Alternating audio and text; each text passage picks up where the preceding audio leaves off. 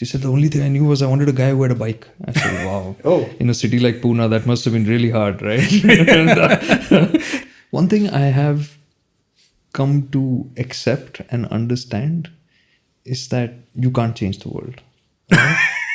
Right? What will be luxury one day will be something absolutely mechanical and absolutely simple.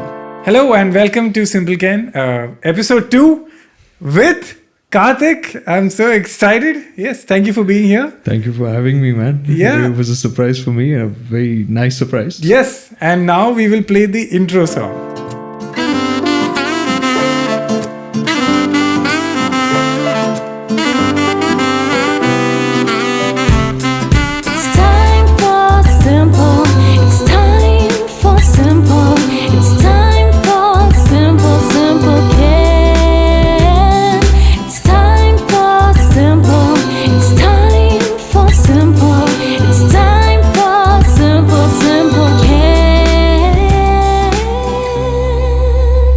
So for Kartik who doesn't know the context, the intro song is slightly long and it's meant to facilitate high drop-offs.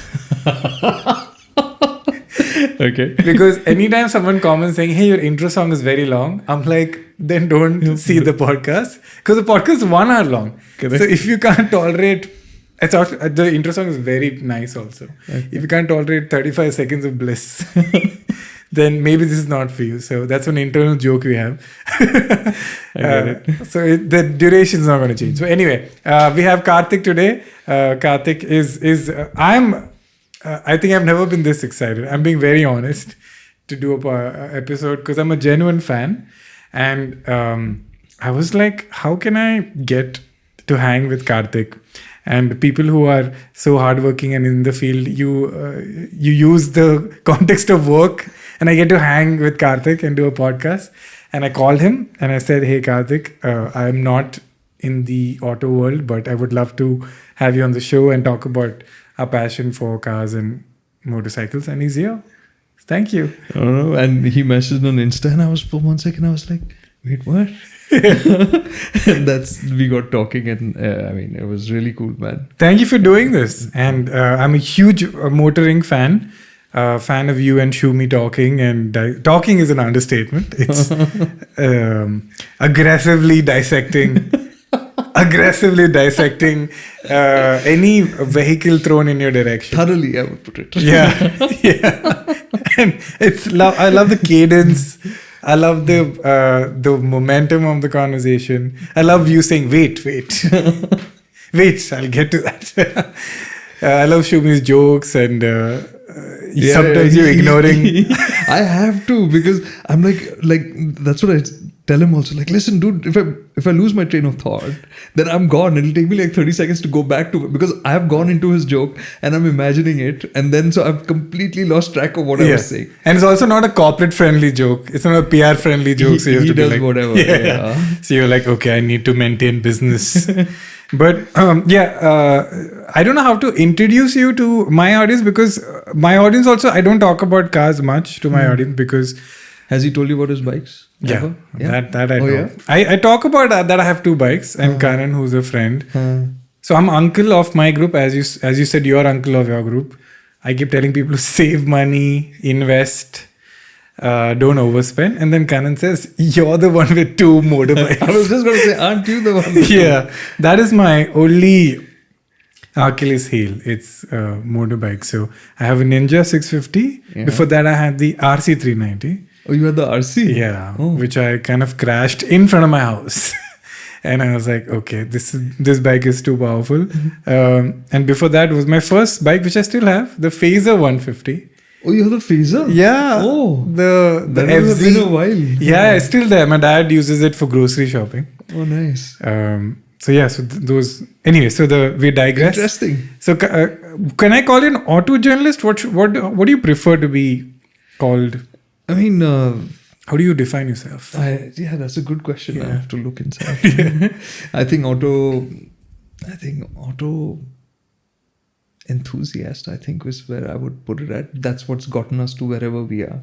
Right? It's because we love the machines. And, it all happened because of that. So we got into this business because it was of the love for the cars and the bikes. So yeah. And again, I know it's a very long answer to be like, how did you get into this? Oh man. But I'm guessing it was this undying focus to be like, whatever I can do to be in this world, I'm guessing.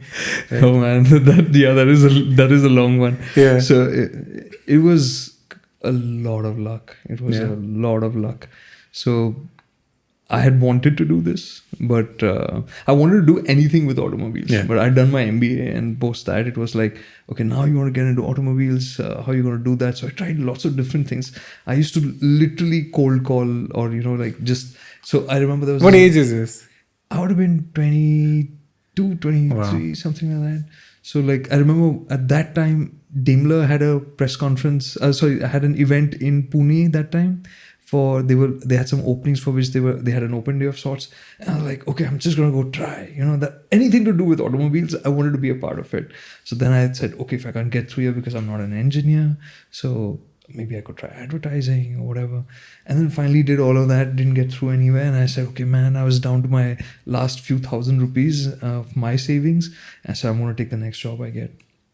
So I took that job, which was in my line of what I'd studied. So it was, I was then got into marketing and market research. Okay. So I got into that. And exactly 9 months later, I got a good job. And my dad was like, oh, finally, this guy's settling down. That auto booth is gone and he's got a good job and he's getting paid well and all of that. And literally 2 months later, I get a call from I don't know if you know Adil Jal Daru Khanawala. He is one of the OGs of the auto industry, and he was starting a new magazine back then. And he said, listen, young man. He talks in this very boisterous voice, and he's big voice he has. I heard you'd been wanting to, because I'd been pestering all of them, I used to hang out outside his office waiting for him to turn up and stuff like that. Wow. So him, Hormaz, I used to do this, like just literally harassing them, So he said, you'd been wanting an opportunity. Wow, do you think you still want to do it? I know you've got some fancy job and all. I said, yeah. Immediately I jumped for it. So you left your job? Yeah, my dad freaked out completely, but I took it up. So yeah. Then so the Autocar, and then I think initially you were like a bike guy. You were like the motorcycle dude. Because I've seen you everywhere.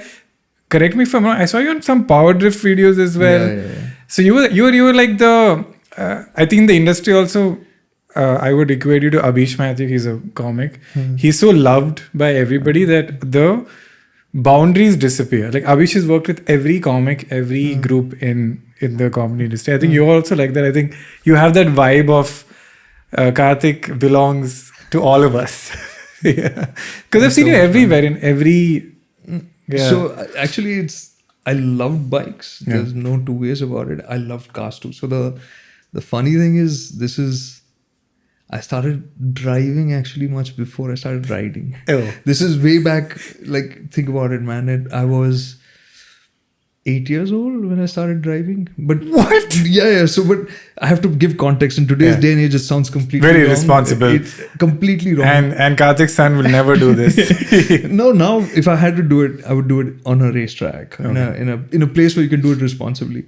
But back then, we used to be living 11 kilometers outside the nearest village. Yeah. There was nothing around, right? Yeah. So on the way to school and back, I would just say, can I please steer a little bit? From there, it became, can I just, change the gear a bit? Obviously, my feet wouldn't reach. So it is an innate feeling. It's from my dad, my brother. They all love cars. So obviously, always listening to them about it. So that kind of filters through. Yeah. So so cars was the big part of my growing up. Two-wheelers happened, I think, more so because when we moved to Pune is like a full motorcycle mad city, right? Yeah. So there you can't help. It's always around you. Yeah. And all your friends are on bikes. And that's the culture of Pune, right? Like, it's not so much about cars. It used to be, Pune was at one time just packed with two-wheelers. It was the two-wheeler capital. Isn't it like some stat like the highest two-wheelers are in Pune and Bangalore, I guess? Yeah. I don't know what it is today now because it's changed a lot. Okay. But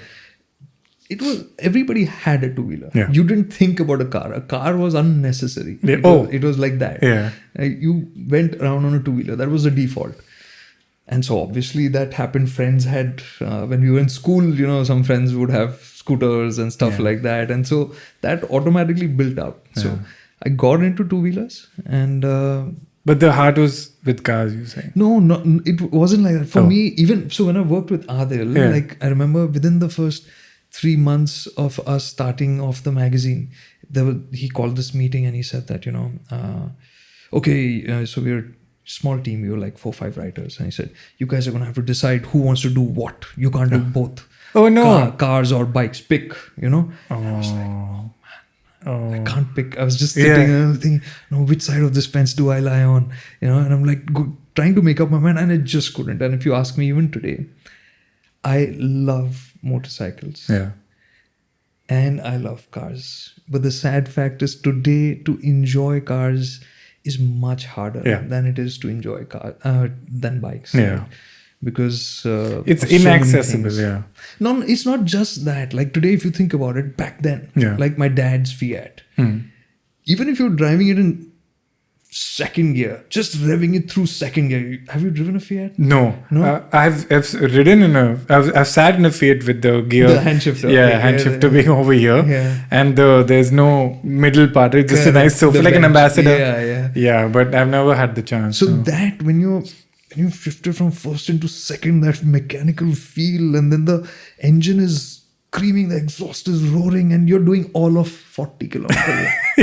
You feel like a hero, right? You never went that fast, but you still felt thrilled. Yeah. Today, it's so normal to be able to do 120, 140 kilometers without feeling any drama about it. That right? way, okay. Whereas on a bike, even at 60 kilometers an hour, you could be having the time of your life. I got into an argument with an actual uncle, and I was saying like the skill required to be a good motorcycle rider is a bajillion times more than a car, because like the car balances itself. That's I think the end of the discussion. And then he was like, no, cars also is like very tough to drive. I was like, uncle, if you flip the car also, you're fine.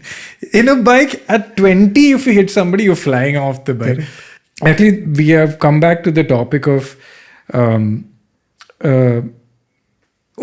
the Ninja and the Triumph. No, the Ninja most probably was a irrational, illogical childhood dream. I don't know why. I remember it like it was yesterday. I was in my school van.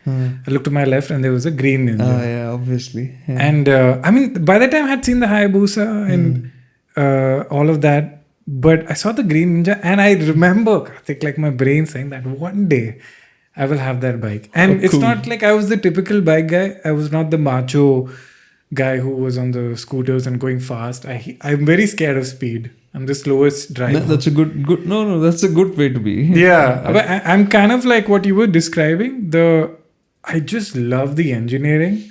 I love looking at it. Yeah. I love hearing it. Yeah. I love understanding why some problem happened and asking the mechanic, "Acha, then how do you fix it?" And then he says, and I'm like, "Wow, it's so amazing how all of these parts come together and move this machine." So like, I wanted to like.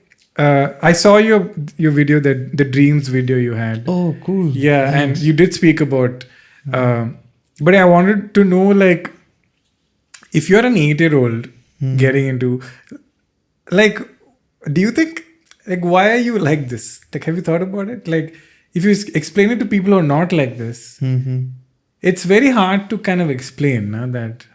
We get it. Oh, you like the speed? It's like, no, not the speed. You like the design? It's not just the design. What is it? Like, it's all of it, but it's actually kind of irrational, right? Like this level of obsession. Yeah. Like, can you describe why you're like this? Like, I've got various different strains on this, which I think one is a very simple thing, which is the ego. Okay. And like you get into a car, you get onto a great motorcycle.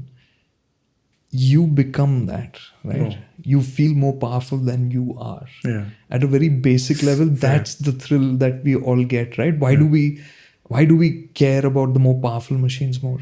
Yeah. Because you feel more powerful, Yeah. right? It's an extension. So it gives you, like, the easiest parallel to give is like the Iron Man suit, right? Yeah. If we could all buy one tomorrow, we'd love it, right? Yeah. We'd forget about the cars and bikes. Then it would be, that is what That's we'd want, right? Because you'd feel super. Yeah. That's basically it. Yeah. It makes you feel super. It's also like a double life. It's like you get to get out of the car and be yourself and be this soft, loving, caring. But then you can get into this car and leave this. By day, I'm this responsible different father. side of you. But by night, I'm this powerful being that can cut corners. And now I want to ride with you and see how you are riding, because now I want to see the other side of it. No. So Naveen, who's another comic, who's into cars a lot, he has a restored Contessa and a Padmini. Oh, wow. I didn't drive his bus because I don't want to break the gear shift, because he's so like. But no, these classics, there's so much pain into keeping them running and keeping them going. So he finds me such a painfully slow driver. Like literally, I have this thing of like, I have to be safe. I don't care if I'm making 3 people behind me wait. I don't care if I put the indicator. If I put the indicator for 2 minutes, I'm taking this right. You know, I'm not gonna cut to I'm like, see, I've clearly signaled to everybody I'll slow down to a stop. I'm that guy at 3 a.m. who stopped at the red signal, even though that's more dangerous in India. That's a good point. Yeah. But good. Yeah. Yeah. So the again, the irrational attachment extends to childhood as well. Like that memory of looking at that green ninja is, my dad was in the Navy, so he had a gypsy. The defense gypsy. Oh, yeah. I remember like the first fancy car I saw was, my dad was like, we're going to go meet this architect. He's going to pick us up in his car. I was like, which car? And he's like, the Maruti Esteem. I was going to say, had to be the Esteem. Yeah. And I was like, what? The Maruti Esteem? And then the Maruti Esteem rolled up. And I was like, oh my God. Yeah. We're going to sit in this car. It's such a strong memory. We had a Defense Air Force pilot who dropped us to the airport once, and he picked us up in his Tata Sierra, dude. Oh, dude. And I was like, what is this glass? Yeah. and the power windows it had. Correct. And these are such strong. I was, I think, maybe 6 years old. And I still remember this like it was yesterday. Sierra's an icon, man. Yeah. Just for the way it looked. What is your kind of these moments like? I mean, I can't even imagine the experiences you have had the last 2 decades. So like what you spoke about the Esteem, Yeah. like I remember when Maruti first came out with the 1000, before the Esteem was the 1000, right? It was the same shape, just the 1000cc engine. And I remember the brochure had come out for it. And that brochure was like, for then was so freaking cool, because they had this cutout in the back of the brochure in the shape of the car. And it had like what is it called? The tracing paper in the cutout. And behind that, you could slide different shades in which the car came. So you could see what color your car you could get, and it was like, whoa, this car is special, right? Yeah. So there's so many small things like that. Cars, because of my dad and my brother, like my brother, he had a Ford Capri, which was like this. What's a Ford Capri? It's a sporty kind of coupe. So it was an import. Wow. And like back then, so we used to live in the middle of nowhere, right? Okay. So again, the thing about the technical side of things, why I got into it also was because we were living in the middle of nowhere. So any work that needed to happen on the cars used to happen literally outside your house. The mechanics used to come and they used to do all the work over there. And I remember this one time, I think I had the measles or something. So I was at home and work was happening. So I'm going and I'm pestering them. What are you doing? What is this? What is that? Yeah. So all of that. So that was the best time to be sick, because I got a crash course on, what is this hole over here? And that's cylinder. Oh, what does it do? Then they're sitting and showing you all of that. So those kind of things built up. Then we used to also travel a lot, because we used to drive from Khopoli. It's a small town between Mumbai and Pune. Yeah. So Khalapur, Khopoli. Correct. So our house is literally 5 minutes from that from the expressway. Imagica is there, no? So that's on the other side. We were on this side. Oh, okay. So okay. that's where I grew up. So we used to drive every summer from there to Nagpur. Okay. Because that's where the family was based, like a joint family. So we used to drive every year like that. So it used to be a 2-day drive and stuff like that. So a lot of the travel and all, obviously because of that, you experienced being with the car and just the transport side of it. So So the mechanical side of it, the transport side of it, and of course the rub-off of the elders in the family. So there was always something like that going on. So now that you're so like in it, like everybody around you is like kind of like you. They're an auto journalist. They live and breathe. Who's like is your wife also into like? Not at all. So it's kind of similar for me as well. Tracy's a dentist. Oh really? So she's not from the comedy world. So I love kind of like, it's kind of like you're explaining like an alien has come and they're like, what is a vada pav? And you're telling, oh, alien.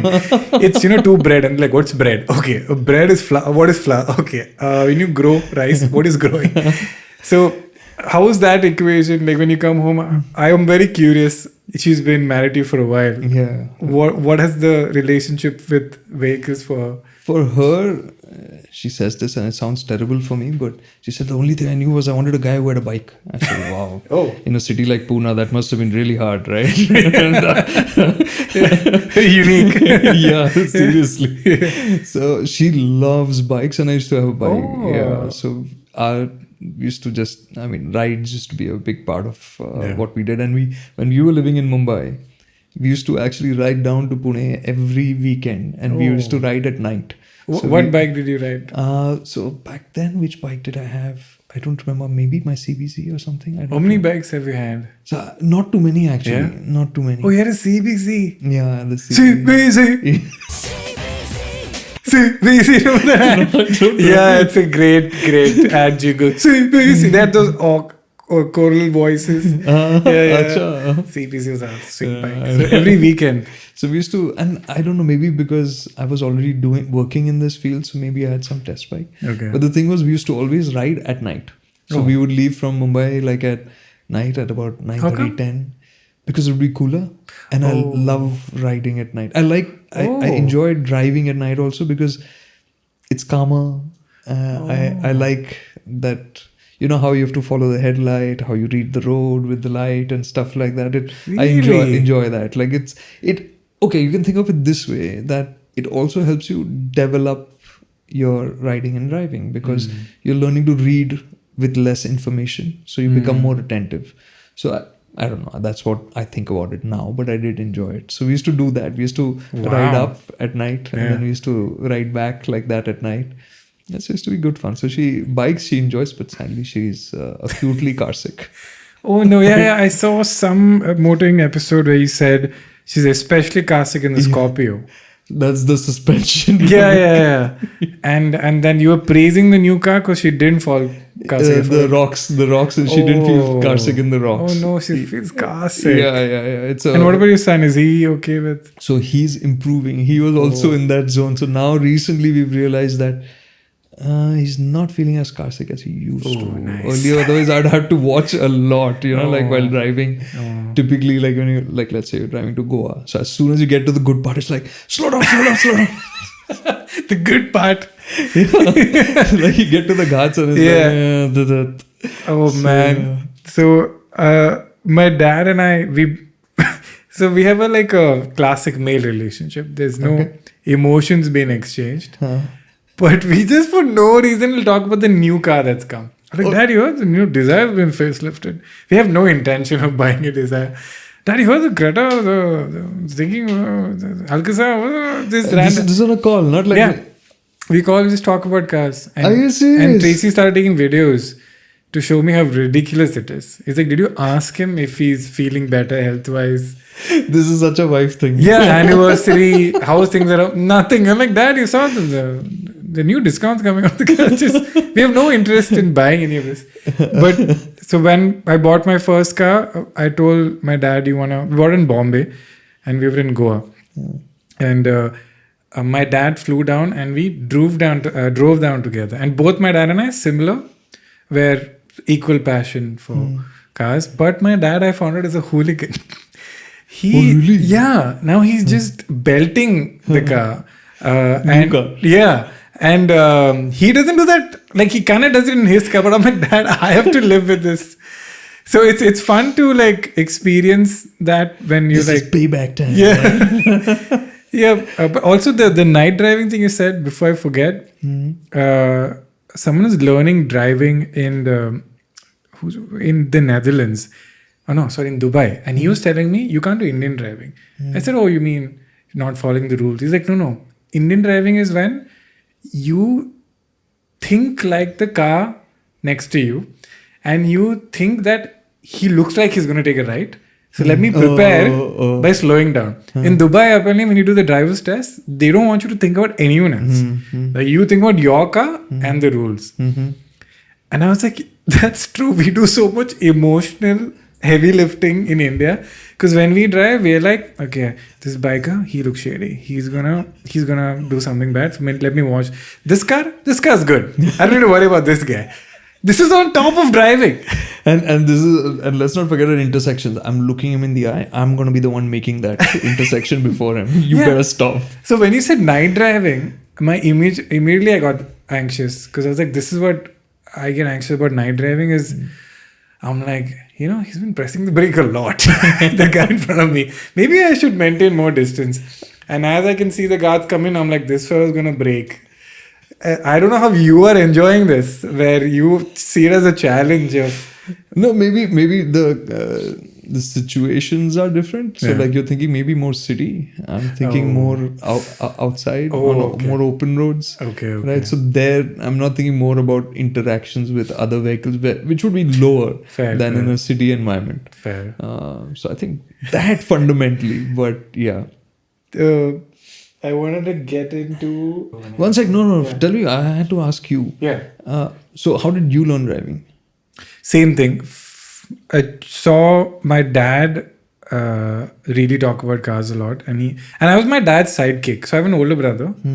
So I was my dad's sidekick. Anywhere he went, I went with him. Government office, paying some water bill, grocery shopping. So I was always like his faithful sidekick next to him in his car seat.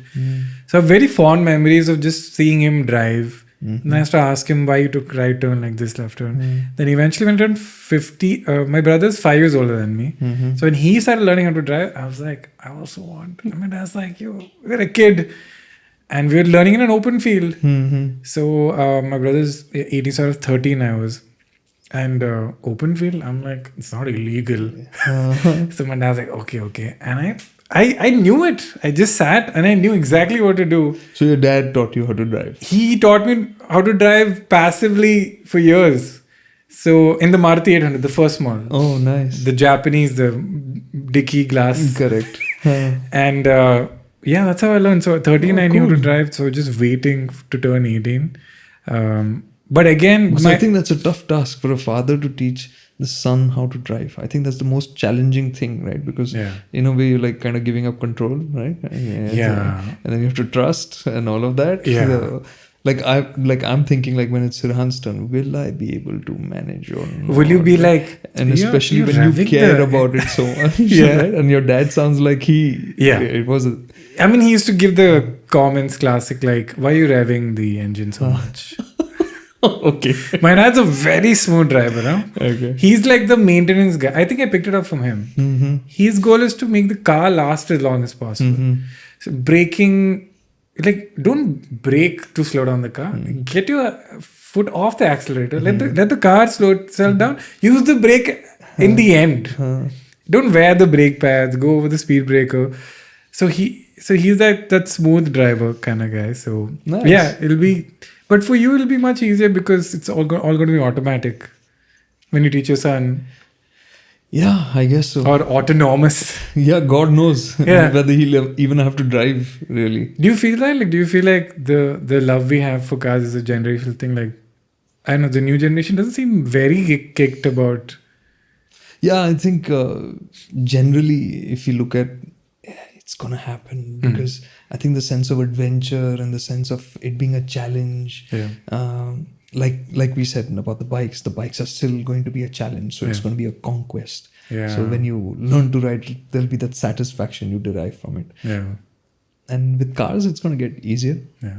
And also, I feel that the environment is getting more constrained or restrictive, right? So the thrill of it will get subdued. Yeah. So I don't know if that fascination can continue in this form, that the way that we have today. Right? Yeah. And it's natural because if you think about it, when I'm talking about us as a kid, when I was a kid, when we used to drive from Khopoli to Nagpur, it was a challenge just driving, right? Because you'd have punctures, 2-3 punctures a day, you know. So then there was that, is the car going to shut down? Are you going to have punctures? So it was an adventure, right? It was painful if you think about it, but there was a sense of achievement at the end of it. Today, you'll do 1,000 kilometers and won't bat an eyelid. So it's just transport in that sense. That's so true. My God.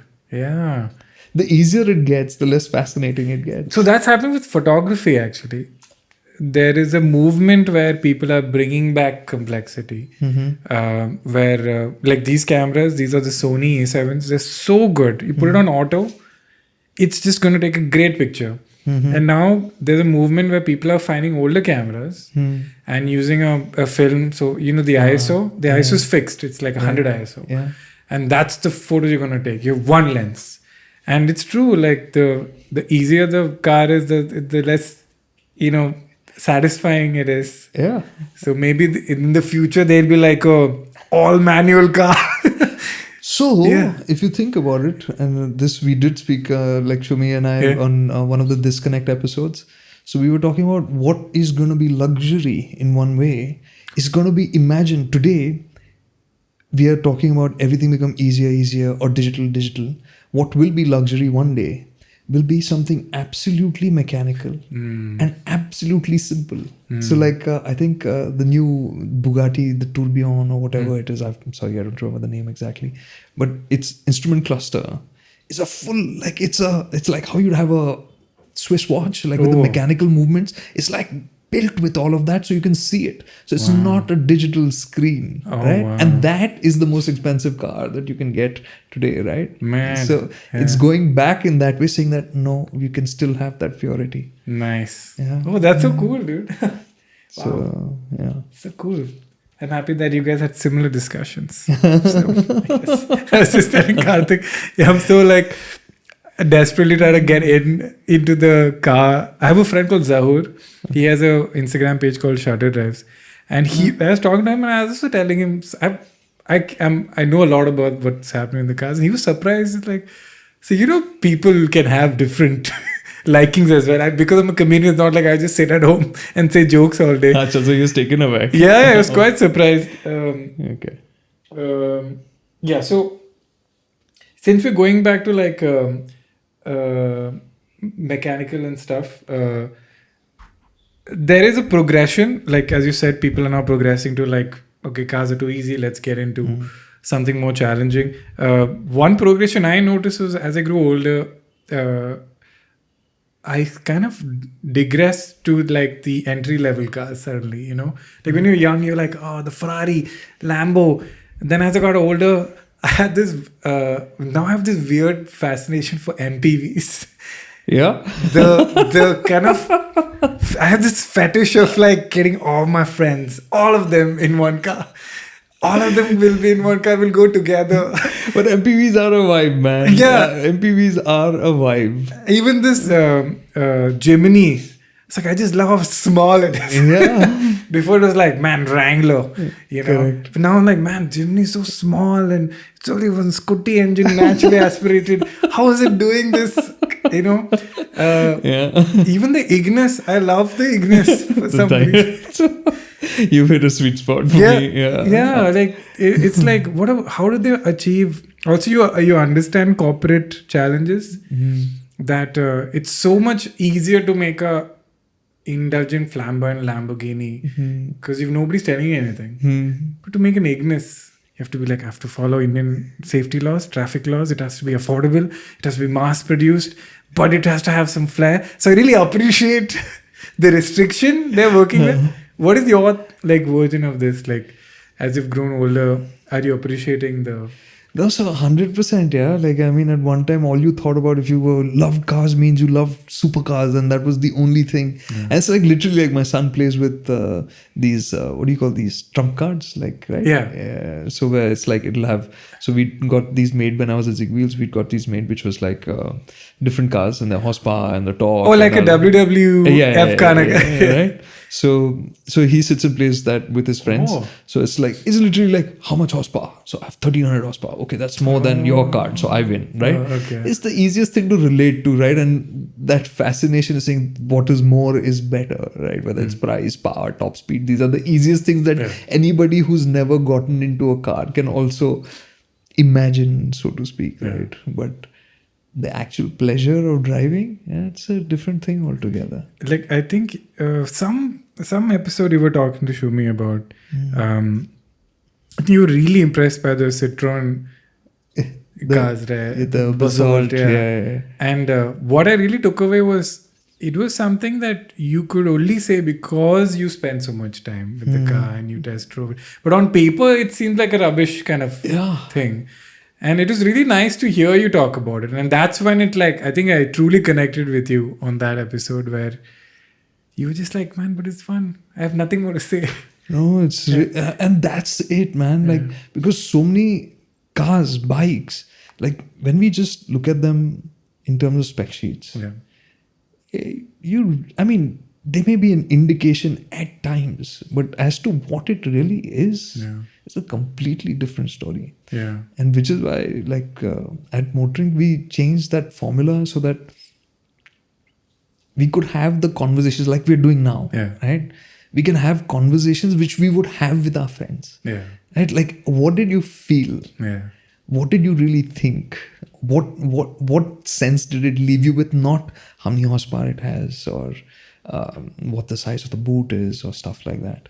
It's about what will make a difference to you. And it may, and like the Basalt, for instance. And we always say it, like my heart goes out to Citroen. They just misunderstood the Indian market by, let's be nice and say 30%. And the aspiration side of it was not nailed down.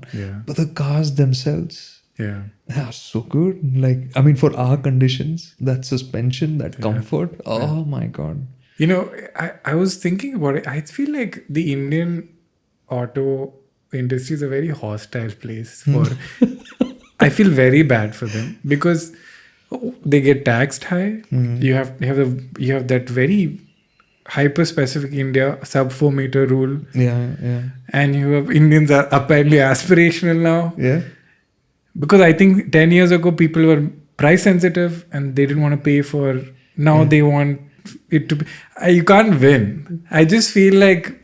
We want everything. Yeah, like how do you win? There's no winning in India. So I just... It's kind of like being a chef in a restaurant, I think. It's like everybody's right. You didn't like the dal chawal. You hated the dal chawal. Both of you are correct. So even the Basalt, like, I think they did everything right, but they're like the Indian... Like, no... It's actually because, and we are a tough market. Like, it is an exceptionally tough market. Because on the one hand, we can say that, okay, Indians have become aspirational. At the same time, there are so many Indians who've not owned a car yet. Like, right? So many people who've not owned a two-wheeler yet. They'd be on a cycle. They're still to go through that entire process of going from a cycle to a two-wheeler, powered two-wheeler, to a car. So that reality also exists. But at the same time, we have another reality where we are like, in a house, there are 3 cars. That's normal. Right? Imagine at one time, and I remember this, right? When I was doing my MBA, I was in Delhi. And it was like, har ghar mein 2 gaadi hai. 2 gaadi kyun hoti hai? Right? Like you never had this thing of 2 cars in a house. Why do you need 2 cars? You have 1 car. But in Delhi back then also, this is early 2000s, it was normal. Every house had at least 2 cars in it. And you'd be like... Because in Delhi, you'd find the cars parked on the road, which was strange for me back then to see cars just parked on the road like that. Why? As in... Because in your house, they'll be inside the house. Because in Nagpur or in Pune, you didn't have a parking problem. Everybody would have enough parking. And also because not so many people would have cars. Right? It would be mostly two-wheelers and some cars. If a household had a car, it would be a car, multiple cars. So, so like, it's strange to think about it that way. I wanted to ask you a question.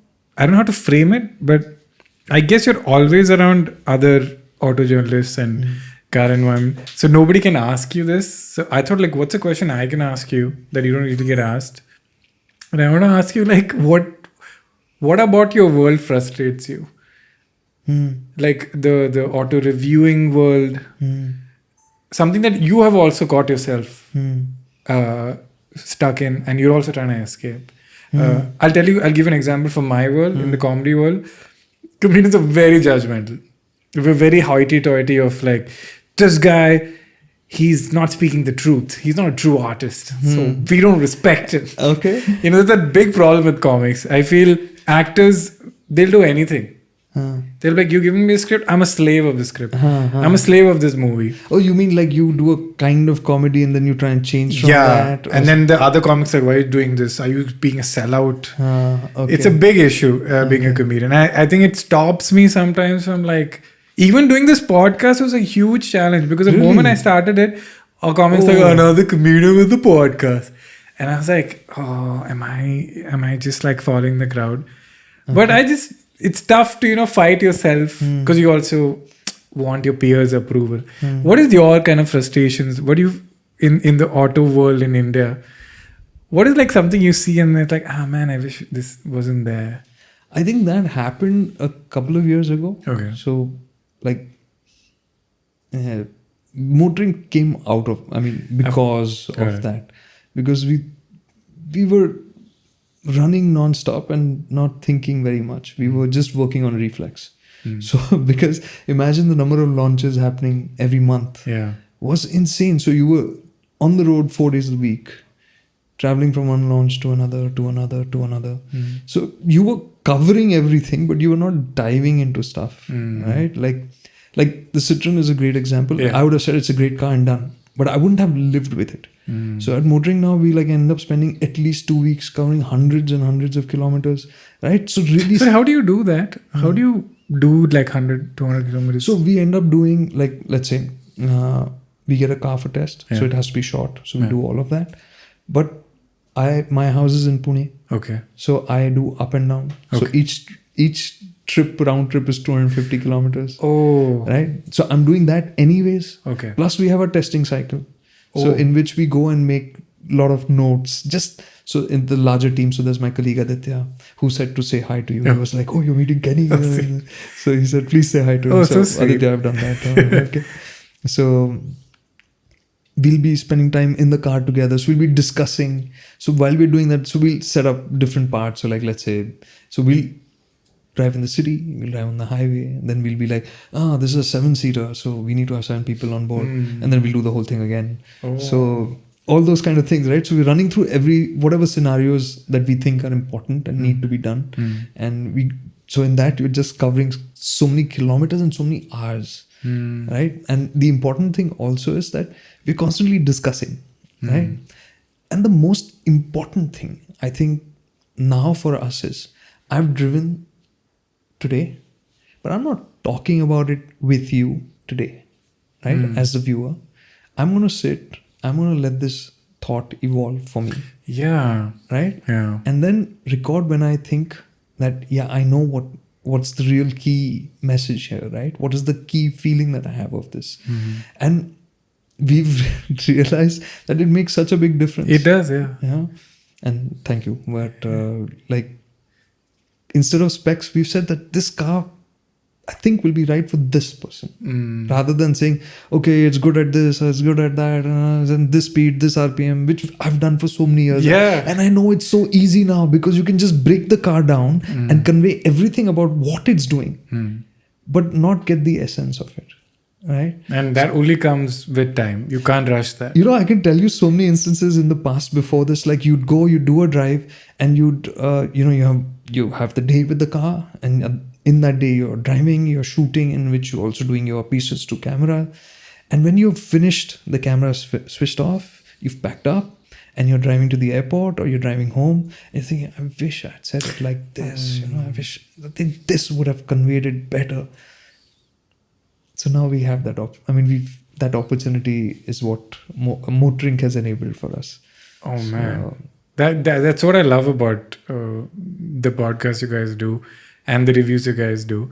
Is like some opinions can't even be put into a segment.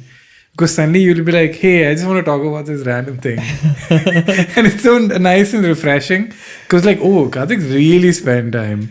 Sorry, I see more of the car stuff because the bike stuff just consumed me as I was young. So I stopped. I just can't do it anymore.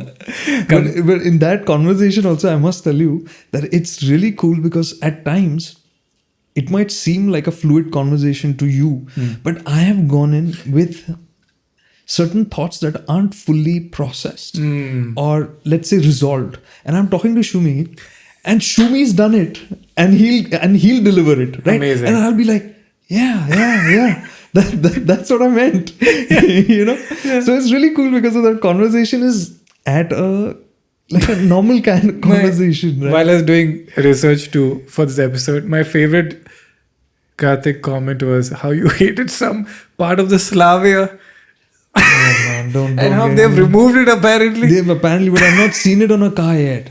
I found that so funny, man. I found that so funny because I don't think there's any journalist out there who nitpicks too. Because I know it affected you. Dude, I want to defend that statement right now.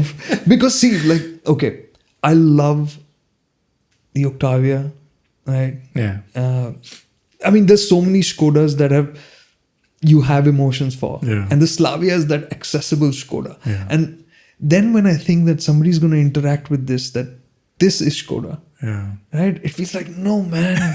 No, this is not Skoda. Right? And because it's happened with me, because I'm fumbling around the car, you're moving around when you're typically on shoots, you'll be getting in and out of the car, and then you've gone creak. No, nothing should creak like that in the cabin. Yeah. Nothing should creak like that because it's literally the dashboard's like this. So if you can see, and that fin sticks out like this, right? So it's very easy to twist, and when you do, it does creak. Unbearable. You can. It's nitpicking, fine, and somebody who enjoys driving the car will easily make peace with it. But there's that. No, it's not. I mean, you as a comedian, all we do. We build careers on the nitpicking. You nitpick a particular behavior people do, and then you just extrapolate. Okay, I've got questions. Yeah. How do you do what you do? It's that only. It's. No, because I'll tell you what. I find so many times that what you are doing is something that we all are seeing. Correct. Exactly. Right? But it's not registering. Yeah. Right? It's not registering in that moment or with that clarity. Yeah. Right? Yeah. Like you've seen it for what's really happened, and we've seen it as a passing event. Yeah. And there are so many such moments and events happening all the time, but you've been able to pick and pull and say that this is interesting, right? So it's almost like, do you have that thing when you have a unique observation about that vehicle? And do you have that thing with other journalists where they're like, oh man, that's true. Thank you for pointing out what we all be feeling about this vehicle. So that joy is also what motivates you as a comic, is that when you get that observation and you do it on stage and you see everybody in the room like, Ari, yes. But then you see the comics also like, damn it, how did I not see that observation? That joy is unexplainable. And I love my job because your canvas is vehicles, motorcycles and cars. My canvas is everything. It's the world. Yeah. So, if I really self-indulge in the nitpicking of life, I can justify that मैं तो काम कर रहा हूँ. So I love it. Like, but how do you do it as a process? I mean, like, is it happening all the time? I mean, are you just going on registering? Yes, I think it's a snowball thing. I like how you were inclined to being interested in the car. I think I'm guessing because when I was very young, I used to love impersonating. Achha. So, and luckily my family encouraged that. I think it could have been squashed and I wouldn't be here. And I remember like as an 8-year-old in Kerala, I used to hate going to church and just getting bored. And then I was like, what do I do? And just, when you're so bored, I just started staring at the priest, how he's talking. And then I used to go back home and enact the thing. And my family's so sweet. that they should be like, okay, when uncle comes, show him the same thing again. Okay. So when the uncle came, I was like, I can't just do the same thing. Then I have to take the tablecloth, put it over me as a priest, in the role. give him a show, And then uncle's like, oh my God, he's right. The priest talks like that. And I was like, oh, this is just snowballing. So it's an innate ability also. Yeah. Okay. It's both, I feel like. I feel if your child has it, you should encourage it. Because I was encouraged. And the joy you bring. Like to see my dad laugh at me imitating his boss. Or my mom laugh at her friend. And I was like, oh my God, this really makes people happy. You feel really good about yourself. And that just snowballed into even a conversation. Someone would finish something and I would repeat back that, you do this thing. And you do it nicely. They also feel charmed. Like, it's like a compliment that you're observing me in so much detail. And and we got lucky in Bangalore. I saw stand-up on TV. Like Seinfeld used to do stand-up. And I was like, oh my God, this is it. I just want to go on stage and just talk about what I observe. When I found Seinfeld, I was like, oh my God, I can't believe this exists, And we found each other in Bangalore, and we found I was telling you this scam that people come and listen to jokes. We were like, people are just sitting and they want to listen to jokes. Let's just do it, bro. And you don't get paid, right? So they used to be like, okay, 7:30 people are coming. Okay. Then we said, go. And okay, I have the 5 minute. And then Kanan used to have 5 minutes. We just couldn't believe it. So you and Kanan have been... I think I met Kanan when I was 21. Okay. 22. By that time, I was doing stand-up on and off for 2-3 years. Okay. And then Bisso was also there. Oh, nice. And Bisso was very bad. Kanan was good. Bisso was very bad. But same attitude. He used to bomb, and he used to then go up after he bombed, he used to come, and then I used to go. And if I bombed that day, Bisso used to be like, "Hey, you bombed." I was like, Bisso, you also bombed. He's like, yeah, I know. We'll give each other company. Yeah. Bisso is the same. He still tells people, you suck, you shouldn't do comedy, Same attitude he has.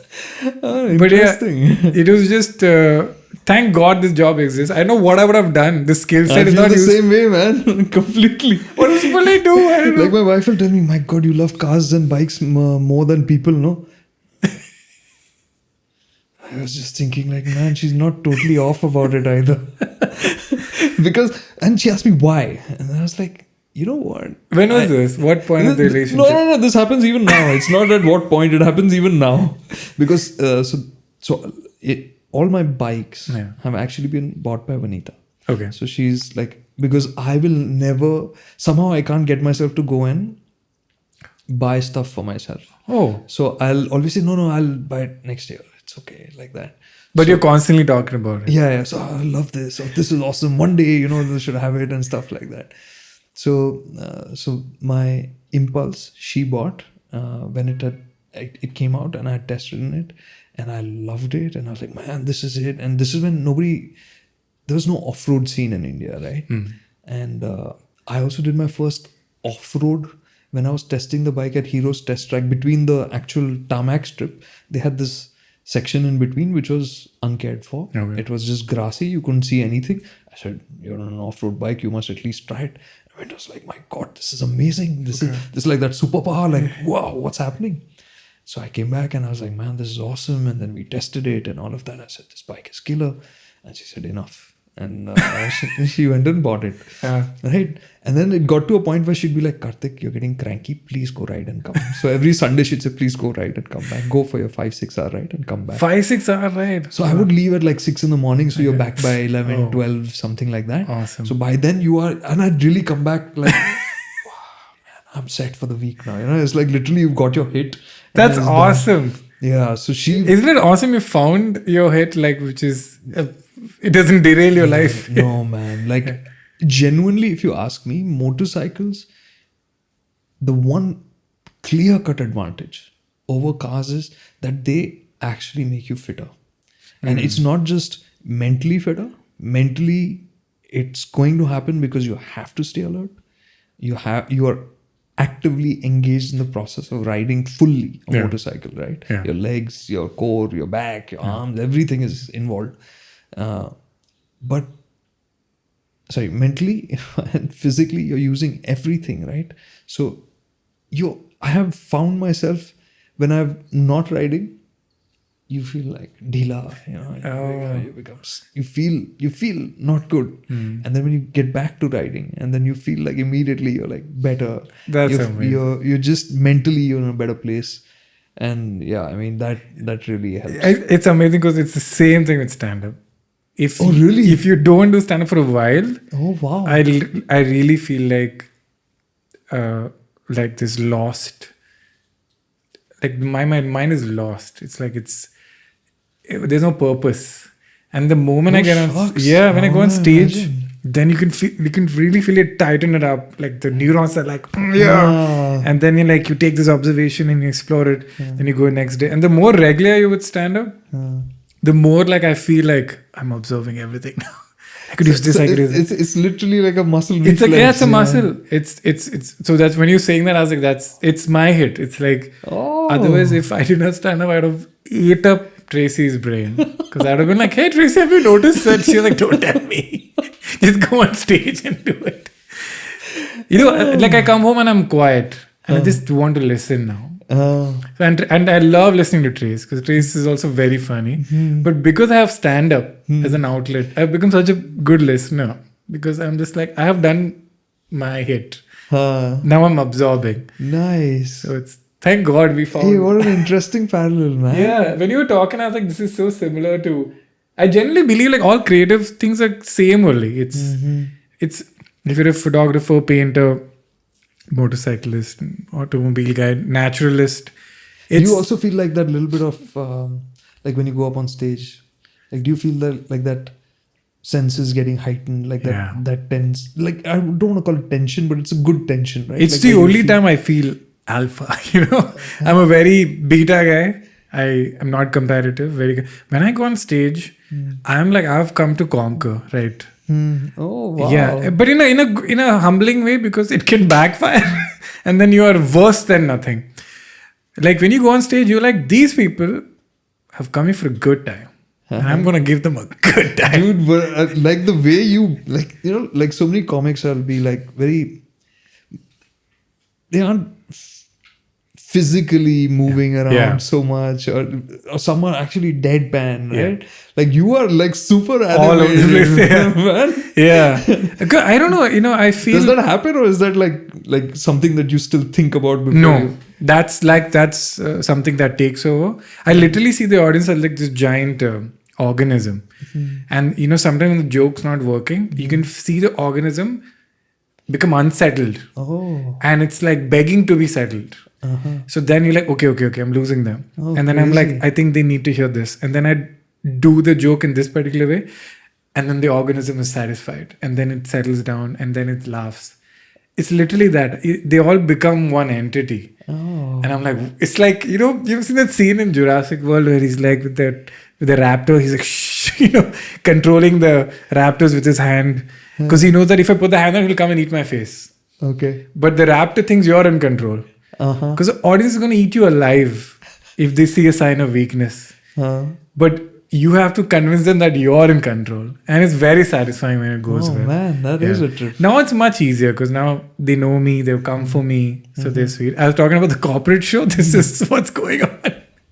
In a corporate show, they do not want to see you. So I'm just like, I'm going to get you guys. In a live show where people come to see you, it's very lovely. People are happy and it's chill. So this question is actually kind of, I'm forcing you to amalgamate. I can't even imagine the memories you have of all the product launches, all the test drives, all the reviews, all the on-field testing. Like you have had such a massive exposure to motorcycles and cars. Now, when you look at a car, it's very tough for you to give a very novice opinion, right? It's a very supercharged. So how has it evolved from like Kartik from 20 years ago, and you asked him, hey, what do you think of this car? To now, hey, what do you think of this car? Like, what is how do you approach that now? What is the evolution? One thing I have come to accept and understand is that you can't change the world. Right? Right? Okay. Because it's important, right? Yeah. Because you're so passionate and you found this, like, let's say the Citroen, and you say, dude, this is an awesome car, you must buy it. But you have to understand that people. That's amazing. I fully get what you're saying. Right. Like the best example is this, my sister-in-law, right? My Vanita's cousin. And she wanted to buy a car. And she called me and she lives in Calcutta. And so she said, I need a small car because it's very cramped. And, it should be convenient and easy for maintenance and this and that. So I recommended something to her. And she said, how is the Zen Estilo? And I said, it's a piece of crap, don't buy it. I said, okay, fine, whatever. I mean, I didn't say piece of crap back then, but whatever. Right? Because, I mean, that car was, it was quite, I mean, and first and foremost, I think the extra irritation was because they'd taken the beautiful name of the Zen and put it onto that. So I think that was that extra little bit of It was an pain. MPV, right? What is it? It was literally a chotu MPV, right? Yeah. It had, now it's common to have the tall boy design. For back then it was unique. So if you scaled it up, it would be an MPV. Yeah. It was just wrong. It looked like an Omni. It had a weird headlamp and it looked had very ugly. If you think about the Nano, but slightly bigger, that was the Zen Estilo. Yeah. So whatever. So I gave her the Gyan and all of that. It's unstable and this and that and all of that jazz. Okay, fine. So conversation over, done. Few months later, she was on the call, speaking to her. I said, just ask Didi, which car did she buy? Just curious. Zen Estilo. So what I've realized is when people have made up their mind, right? When they like something, if they're asking you, they just want to hear, yes, your decision is good. Right? So at one time, it would bother me when people would... I love this answer. People would do this. So now I'm more, let's say, I say what I feel and then rest is up to you. You've reached enlightenment. It's like, man, you'll have to fight for yourself. I can't fight that for you. I can only... Amazing. It's like... this is truly wise. In Vipassana, they say that we can show you the path. We can't make you walk it, right? Yes. So it's the same thing. I can tell you which is a good car. I can't make you buy it, right? This is such a great answer, dude. So you have to accept that and move on. No, because it has so many parallels. Because I do this with when I meet a new comic and they're like, what do I do to become successful? And I'm like, should I tell them the real answer or what they want to hear? And then I'll be like, let me try. I'll be like, hey, focus on being funny. They'll be like, what else? I'm like, oh, he doesn't want the real answer. Create content, make reels, do this, do that. Yeah. But I'm like, the actual thing is you just be funny, everything follows. And the other parallel is when they're dating somebody, they're like, he's very good looking, he's very thing. I think it's like, but do you trust him? What is that? Okay, this is not that conversation. You want a hot guy. Go for the hot guy. Get your heart broken. Come back. Right. There's so many parallels to what you said. That's true. It comes from wisdom of like you realize how less we have control in life and we're in a river of life. You gotta move on. I would say, well, it's also partly because I keep saying, like you said, the Indian auto industry is really tough. Yeah. And it's tough for a reason. Yeah. If you think about, like, let's say UK, right? Over there, everybody's owned a car for, let's say, the past 2 generations, right? So they are, by virtue of having lived with cars and bikes, they're already educated. And therefore, when they drive a car, and they pick a car, they're far more aware and conscious of that. Yeah. Right? Today, that community is growing. And a little bit, like MotorInc, we have on the app, we have the circle section, right? Yeah. I want to give you a small example, which has nothing to do with cars or bikes. But this is somebody on MotorInc. I'm not going to share his name here, but he posted in circles. And I love that story. And I genuinely goosebumps now thinking about it. He said, I was out cycling. Okay? I was with my son, who's 18 years old, right? Their father and son are out cycling. And he got into an accident. He was hit by a truck. Oh. Okay? And he fell. He got hurt. I mean, the truck knocked him over. Nothing more than that. But he got a little hurt and all of that. And his son came. His son was riding behind him. His son came. Luckily, his wife was driving the car. She was a little way behind. So all of that. But he came to Circles to share that story and ask people that, what did I do wrong? How could I have been safer?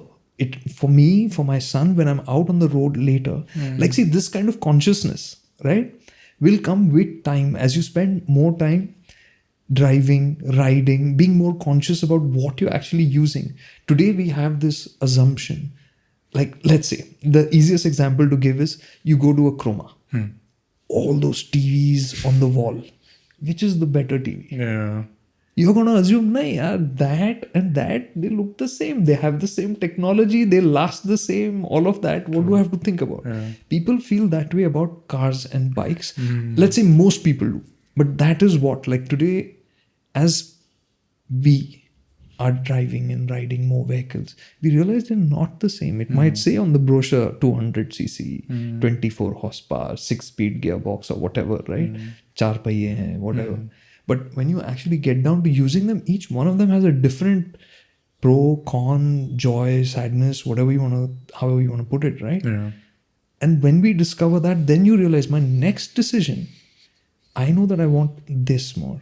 And those conversations are super important. Yeah. So that's the thing, like, and which is what you asked, right? What is it that frustrated you? Yeah. And it still frustrates me at some level because a very large part of the conversation online is about ye spec dekho, ye feature dekho. I mean, honestly, my car, which we have, the Ignis, doesn't have half the features. And I wouldn't trade it for any other car. I love that car. Yeah. I like it how it is. Yeah. Right? It's not, the features are not why I hold on to this car. Yeah. Right? Features aren't going to make me buy another car tomorrow. It's about what that car does for me. And these conversations is what is beautiful and what we want to have more than anything else. So yeah. Oh man, that is such a beautiful, beautiful answer. I just, I have a closing question that I have to ask. After all and it's similar to what you said, but what is the one thing you've learned from your relationship with cars and motorcycles that you wish everyone else could experience, because you have the amazing access to everything out there? Oh yeah, that is truly the best part of what we do. Yeah, like you have got to drive the luxury cars, luxury bikes, cruisers, off-roaders. The new model comes, facelift. You've sat in everything. So I think you're at like this God level of awareness where you sit and you're like, yeah, gimmick hai, this is real. Oh, they invested in this. Oh, they put money here. Oh, not bad. Like you have that instant, like, but like a normal mortal will sit and be like, wow, this is fancy. And you're like, if you only knew. So see, in this, I will say that another lesson is that you cannot judge until you taste. Right? Until you have experienced it for yourself. Yeah. I cannot make a... So even if it's a scam, but they are happy in it, that's what matters. That's what we said, right? You have to choose what is your path, right? Okay. You have to, I mean, if you are happy with that... If you're happy in the Zen Estilo, who are you to say? I am nobody to say that it's wrong, right? That is your choice. What is the showroom guy sold her the top variant Zen Estilo with bumpers and all of that. And you know what? The thing is that people will not realize that they could have done better, and that's the sad part. Because believe it or not, if a car, okay, man, I won't talk about Citroen again, but like if a car is not nice to drive, it will affect how you feel. Yeah. It will sad. affect how you feel. Yeah. There's no two ways about it. Yeah. Because you will be more tired driving it. You will feel less relaxed. Yeah. Right? And today we are spending so much time in our cars. Yeah, unfortunately. Right? Yeah. So it's important. So one of my colleagues was saying, right? His name is also Kartik. And he was saying, we had an Omni. And he's like, we used to be so many people packed in Omni. And all the kids would be sitting like this, would be sitting between the two seats and all of that, which is normal. We've all done that as kids, right? Yeah. We never thought about it then. But now we are at a stage, like as we go through life, we'll go through different stages. Yeah. And where we are, let's say, and today you're spending so much money on cars. Yeah. You definitely want better for your money. So I mean, choose better is basically. I didn't realize that till the moment I got married, all my friends were like, "Now you're going to sell your bikes, right?" I said, Why? No, I don't want to. Even though I don't do justice to them, I barely ride them. Then we had Emily, and I was like, now I'm being irresponsible if I have a bike. What if something happens to me? And I don't even need the bike, right? It's just and Kartik, every time I take the bike out, even if it's like I go play badminton very close by, just that 1 minute gives me so much joy. Yeah. I don't know what it's. Disproportionate amount of joy in that 1 minute, and I'm going at 20 kilometers per hour, hearing the Triumph rumble under my seat. I'm not even driving, and the fact that there's like a 900cc engine under me, which is just purring along, or when I sit in the Ninja, and if I just like look in one direction, the bike turns at 20 kilometers per hour. By the time I reach the badminton, I've already experienced joy, and then I'm never a little selling bit that. more alive. Yeah, I'm never selling that bike, and it's only those two bikes. I've driven everything else. I didn't get that joy from the other ones. Yeah, like the bike chose me. No, it happens, man. Yeah, of course it happens. Yeah, like there are. Okay, you were asking now how do you go about this? Why do these machines click? At a very basic, maybe at a physical level, I feel it's the vibrations, right? We always talk about the vibration. Yeah. It's a pulse. Yeah. And there are certain pulses that will sync with you better. True. And there are certain pulses that will not work for you. True. And I think that's why there are different personalities in the machines also, which work for you. And bikes, because it's so directly... you're literally absorbing them, right? Yeah. So it changes how you feel about them. This is exactly the conversation I wanted to have with you, Kartik, and I'm glad we did this. I think it's a good place to end the episode, and I hope my questions were fun for you and something I got to learn from you, so it's really awesome, man. Yeah, and I had a blast talking about one of my favorite subjects. Thank you so much for coming on the show. Thank you and for if you are open, please come again, because the comments are going to be so fun to read, and they'll have a lot more questions for you. So to answer them, you'll have to come back. Would love to. And put him in the spot. You can't say no. No. And so thank you for watching. And if you have questions for the episode, you can write it on the comment or put it on the Simplecan Podcast Instagram page. That's a better place, because I'll tell you who the guest is. And you can listen to the audio version, which a lot of people do while they're stuck in traffic, especially in Bangalore, where minimum, I think everyone's spending 2 hours. Yeah. Because people are like, when is the next episode? I'm like, how did you finish this? They're like, dude, in one day, 2 hours, I can listen to podcasts. I was like, oh, fair. So all audio platforms have it. It's not on Doordarshan because they didn't allow it. And yes, until the next episode, thank you so much. Bye-bye.